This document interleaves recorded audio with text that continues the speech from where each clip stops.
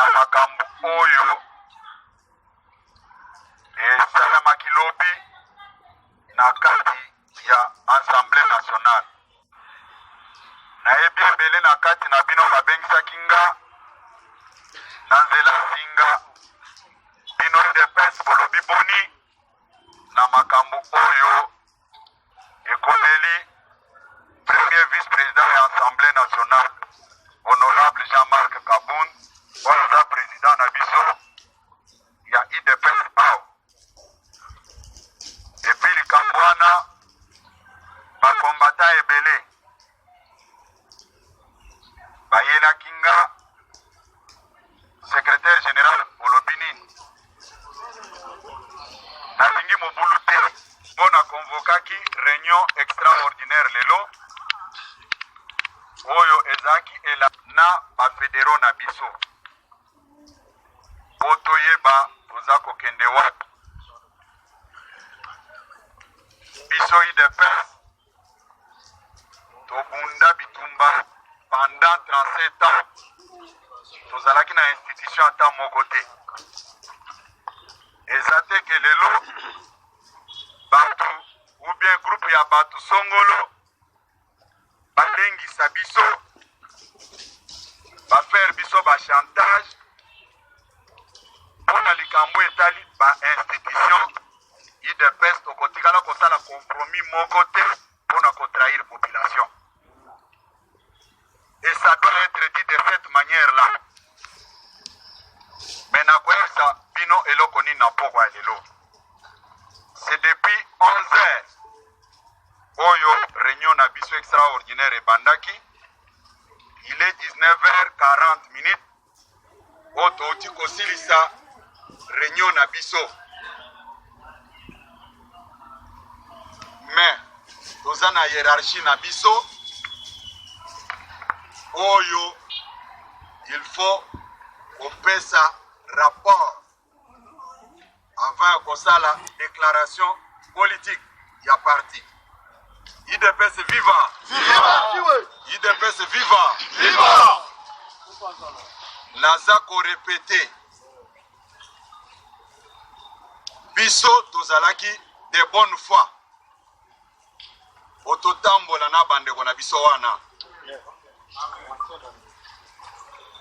Mais acte bauti composé, il faut bango pe ba s'entendre na réaction musclée. Il y a UDPS.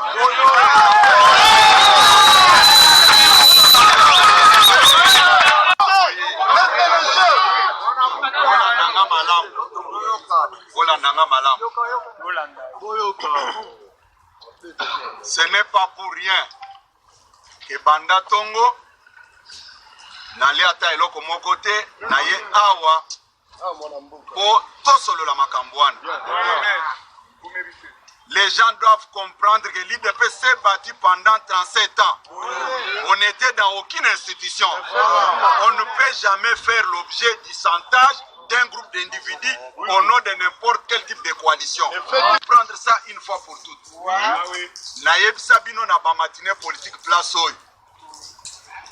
Na boy kokota dans n'importe quelle institution na poni kotikala na parti. Na loba yango oza komona ba ordonnance baza ko signer mikolo nyonso na lobinga na zotikala na parti.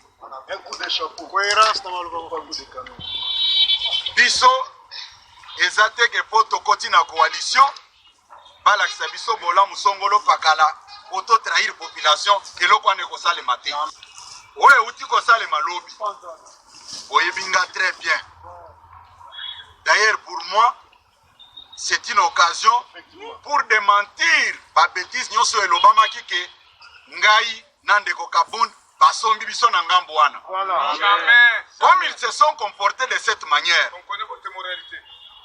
Comme ils se sont comportés de cette manière sans aucune considération.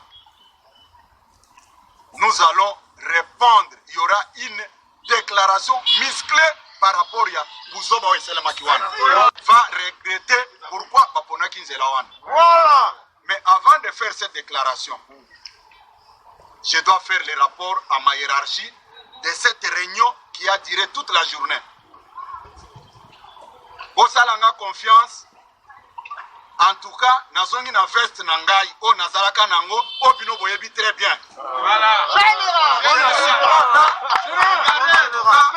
Nazako ebisa bino. Toyebani très bien. Nous étions de bonne foi.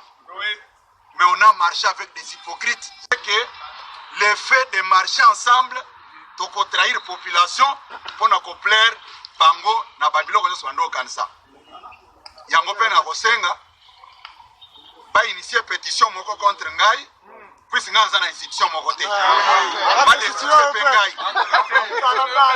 Na za ko ebisa bino boy.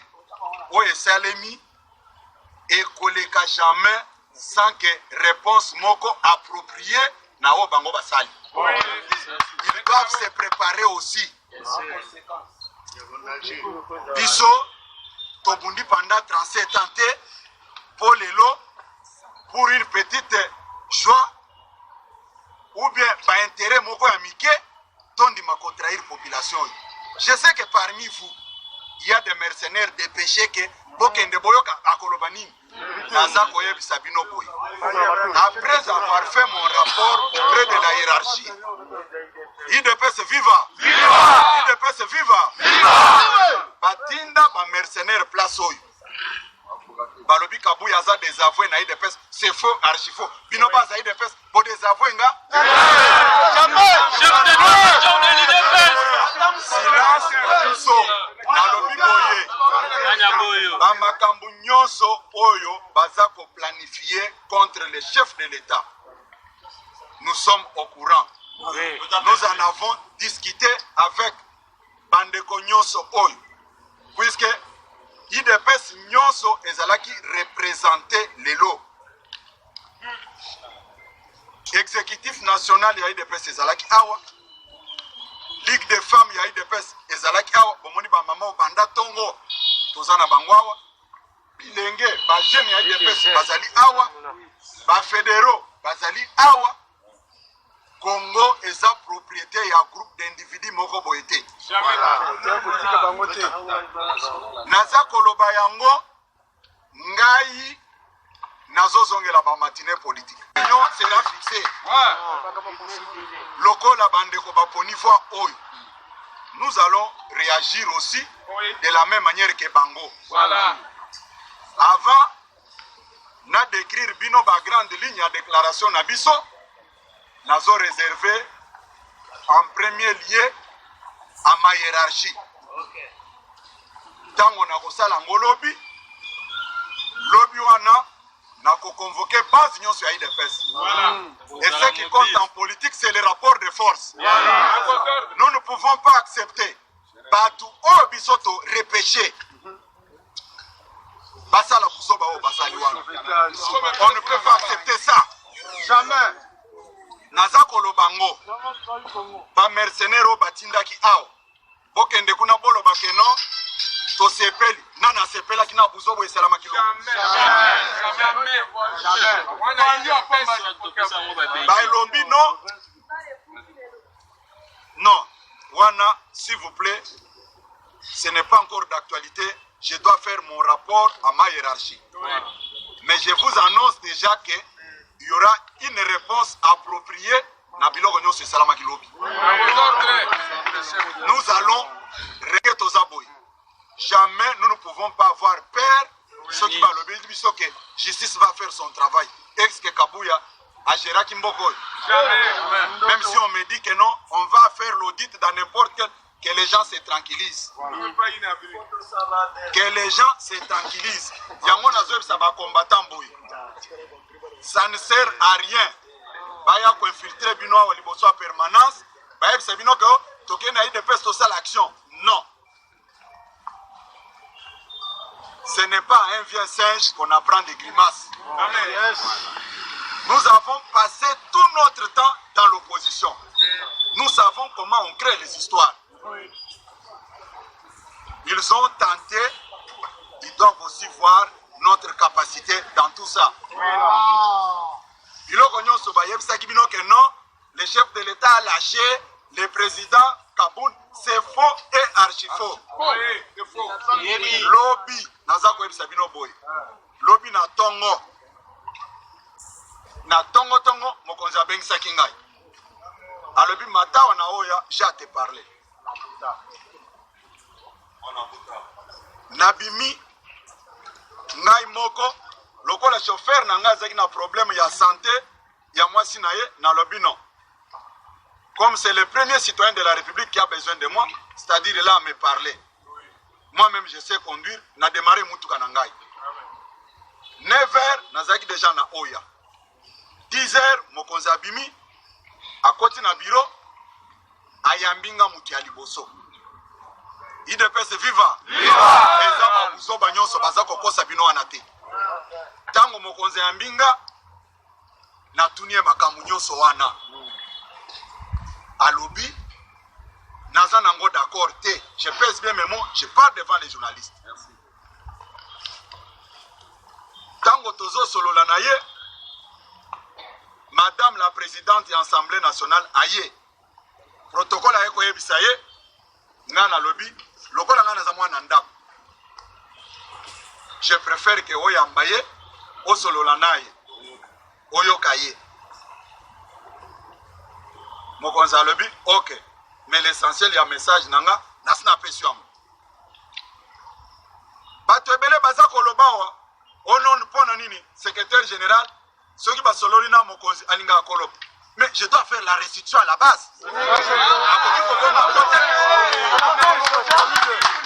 Makambo yango ntango mokonzi asolaka nanga ayebisanga mpona mwasi na nga na bana te. Aza koyebisanga mpona bakombata nyonso base. Comment les gens ont peur quand je dis que j'ai parlé avec les chefs sur tel point, tel point, tel point. Mais il faut aussi aller vérifier. Ce qui n'a pas aussi. Nde yango tango tosilisi naza kobima. Namoni Madame Mabunda aza kokota. On s'est salué. Ngana leki puisque de mon éducation lokola na yebaki ke aza ko méditer ko sala biso mabe. Mais quand même na pesa ki bote. Yepe andimi ngape na bimi nanga na koti na mutu kananga na zongi na ndako. Makamu nyonso eleki wana. IDPS va se prononcer. Oui. Na niveau ya o bango basali. Mboko oyo eza propriété privée ya un groupe d'individus. Les gens doivent comprendre une fois pour toutes qu'il y a déjà un changement dans ce pays. Amen. S'il vous plaît. Est-ce que ngai naza na institution bakoloba ke bako négociation na yebisa bino na ba matineke ngai na vandaki na réfléchir na nga na lobi je ne vois pas du sérieux na bateau na kokota na biloko te na boyaki na lobi na boyaki les hypocrites puisque ce qui vient de se passer c'est inacceptable. Ils ont utilisé même des mercenaires ici. Okende koloba kabuya tindi bato ya famille na ye bazana ba cabinet kuna na place ya ba combattant. Est-ce basi ba pesa bino ata komo ya membre ya famille nanga? Jamais. OK. Soki nazalaka na posa ya kotia ba membre ya famille nanga. Mbele nandimi kozala ministre. Yango naza koyebisa bandeko na biso nyonso, ba jeune nyonso ya IDPS. We salaki makasi ya Etienne Tshisekedi. Ezaki jeunesse na base ya parti. Oye kosala pe makasi ya chef de l'État son excellence Félix Tshisekedi ezabi so base na ye. Bobetela mokonzi ya mboka maboko.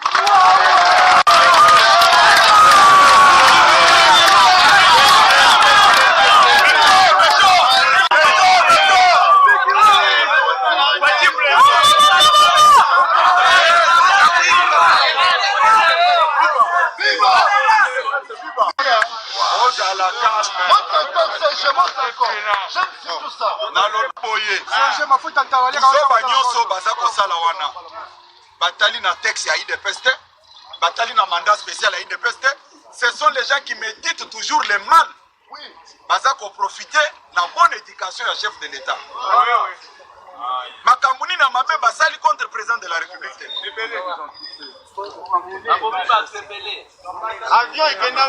S'il vous plaît, toyoka nanan. Ba ministre o baza ko se comporter comme des électrons libres contre un président de la République. Mais à Bandai côté ya bango, il avait la signature de révoquer n'importe quel ministre dans son gouvernement. Mais ceux qui bango balobi que non, nous allons destituer le premier vice-président parce que. Bravo. Est-ce que Bakoki kopé ça? Bilan sur le plan financier, il y a gestion, il y a bureau na bango mobimana, combien ils utilisent, combien ils engagent comme défense. Voilà. Bango bakondi mabasala audit ya babiloko nyonso wana. On se moque de qui? Biso to exister, to surmonter ba pasi nyonso pendant 37 ans. Tozalaki na institution à mon côté. Nous n'allons pas nous laisser faire. Congo est la propriété à groupe d'individus mokoboité. Je vous préviens déjà que Bafongo li boîte à Pandore. D'ailleurs, moi je suis très à l'aise. C'est ce que j'aime d'abord.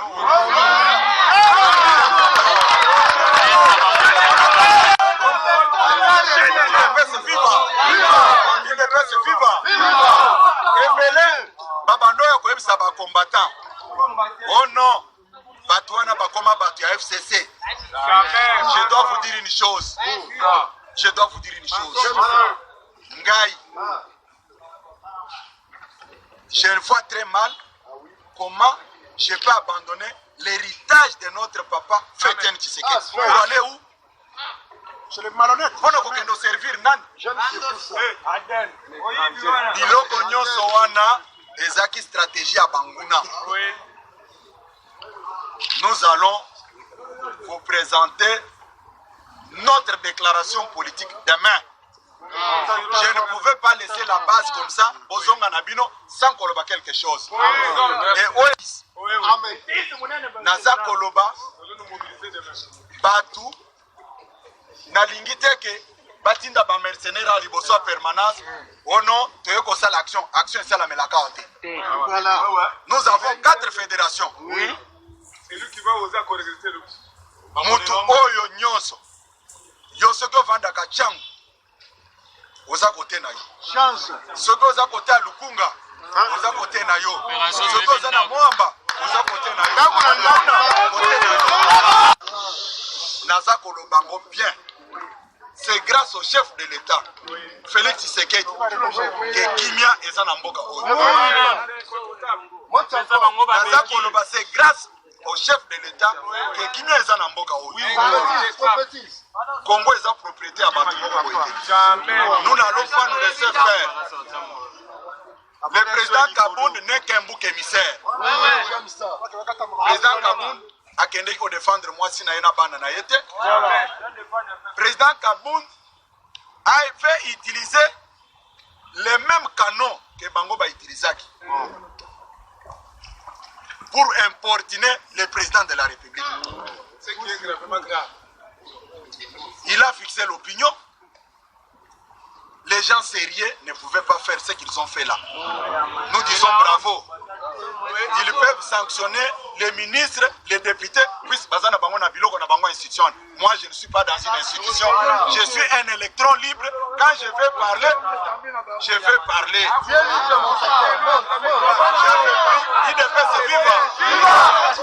J'avais pris cette décision en âme et conscience. Je m'attendais à toutes ces bêtises ici. Natalaki na lobby, soki biso nyonso tokoti mutu, usobekoya un jour, bakolobono, ozomona déontologie, au code de bonne conduite. Non, yelanga code de bonne conduite, o destituer ngai awa. Oza la pétition contre ngai awa. Donc c'est du n'importe quoi. Nous avons montré notre bonne volonté au nom de l'unité. Ce poste-là, ce n'était pas un cadeau. C'était un poste obtenu sur base de notre coalition. Lokola basi bagir. Batinda ba mercenaires na bango, na ba réseaux sociaux.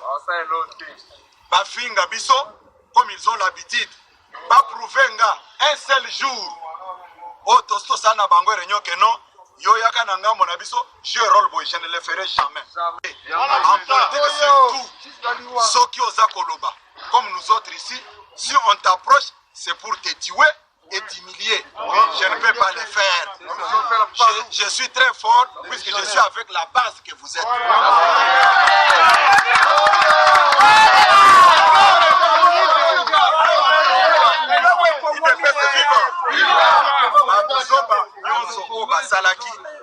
Na ba parti politique au batambolaki na bango bakanisaki que ils vont faire la même chose avec l'IDPS. Non, nous ne pouvons pas trahir la mémoire d'Étienne Tshisekedi.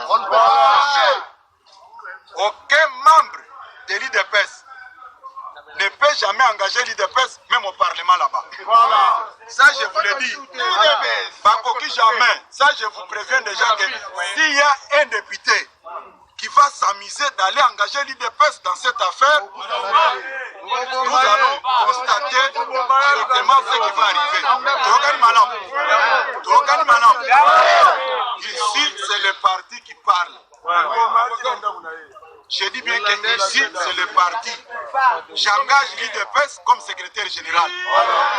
Qu'on le veuille ou pas, quand le premier citoyen de la République me reçoit, est-ce que le secrétaire général est là? Par protocole Balobi, il est déjà là, Excellence.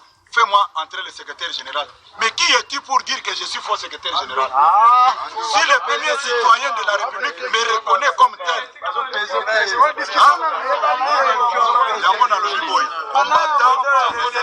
combattant, Bozonga na banda pour calmement.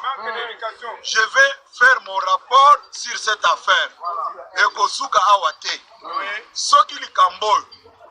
Kozala la base ya makambo ebele ekokoma à partir du Cambodge. Congo est propriété à Mutute. Tokani malam. Ozonga yuma ke ya Zambe.